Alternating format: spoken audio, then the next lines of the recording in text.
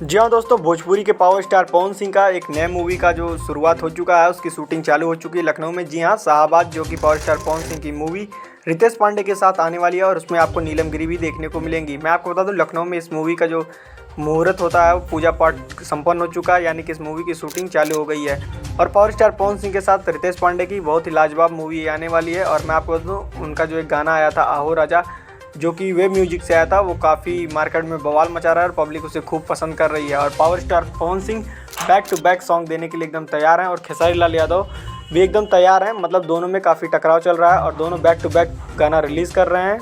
और ये जो शाहबाद मूवी है काफ़ी लाजवाब है। पावर स्टार पवन सिंह ने अपनी जो वादा किया था रितेश पांडे से, उसे पूरा करने के लिए आगे बढ़ चुके हैं। यानी कि शाहबाद मूवी की शूटिंग चालू हो चुकी है और आपके बीच में जल्द रिलीज़ की जाएगी। यानी कि 5-6 महीने तो लगेगा, क्योंकि अभी तो इसकी शूटिंग चालू हुई है। और आपको इस चैनल के माध्यम से नए नए उनके जो इस फोटोज़ हैं, वीडियोज़ हैं, वायरल देखने को मिलेंगे इस मूवी से रिलेटेड।